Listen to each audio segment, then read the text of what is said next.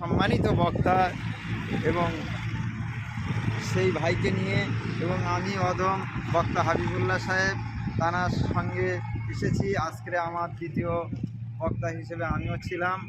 ভাই প্রধান বক্তা ছিল, আমি দ্বিতীয় বক্তা ছিলাম এবং তানার আব্বা আব্দুল হামিদ সাহেব তিনিও আমাদের সঙ্গে ছিল।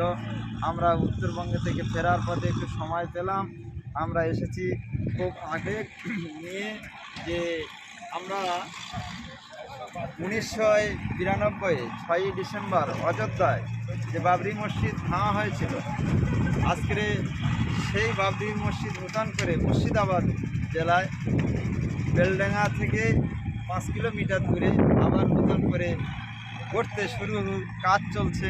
আমরা আজকে সেই লাইভে দাঁড়িয়ে গিয়েছি। যে যেখান থেকে আমাদের লাইভটা দেখছেন সম্মানিত ভাইয়েরা, এই লাইভটা শেয়ার করবেন, এই আমাদের কথা আপনাদের কাছে রাখলাম। কারণ মসজিদের যত ইট, অনেক বালি, অনেক বাড়ি কোথায় এবং চতুর্দিকে বাড়ি কোথায় ভাই? বাড়ি কাছি কালীপাড়া। তাহলে মসজিদ এখানেই হবে নাকি? আচ্ছা, মানে এটা তাহলে কি হচ্ছে? এটা কি হচ্ছে বলো? মসজিদের যে নিচের অংশটা হয় ওটার যে গেট থেকে শুরু হলে তাহলে মূল মসজিদটা মানে এর ওপারটাই হবে, তাই তো?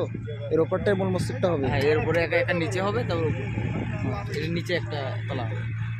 ঠিক আছে, শুক্রিয়া।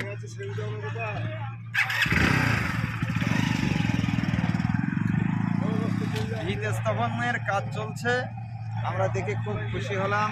আমাদের ভিডিওটা, আমাদের লাইভটা যারা দেখছেন বেশি বেশি শেয়ার করার চেষ্টা করুন। বিশেষ করে আমার সম্মানিত ভাইরা আসাম, ত্রিপুরা, আমার মোস্তাক ভাইয়ের সমস্ত সাথী ভাইরা এবং আমার মোস্তাক ভাইয়ের যারা পেন মানে ওনার সঙ্গে যারা ওয়াজ নসিহাতে থাকেন এবং শ্রবণ করেন, সেই ভাইদের উদ্দেশ্যে আমি বলবো এই ভিডিওটা, এই লাইভটা তোমরা যত বেশি বেশি শেয়ার করবেন।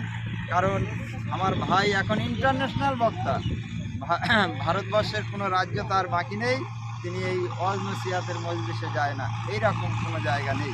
সমস্ত রাজ্যে, সমস্ত জেলাতে মোস্তাক হাবিব ভাই তিনি প্রোগ্রাম করছেন, মাশাআল্লাহ। তার সঙ্গে সঙ্গে আমি বক্তা হাবিবুল্লাহ, আমি ভাইয়ের সঙ্গে একটা প্রোগ্রামে এসেছিলাম দ্বিতীয় বক্তা হিসেবে। আজকে আমিও ওয়াজ নসিহাত করার পরে আমরা একটু সময় পেলাম, ফ্রি মোমেন্ট নিয়ে আমরা বাবরি মসজিদ এখানে এসে দর্শন করার জন্য হাজির হলাম।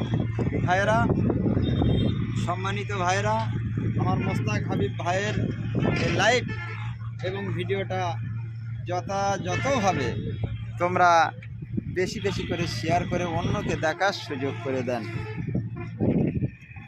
আমার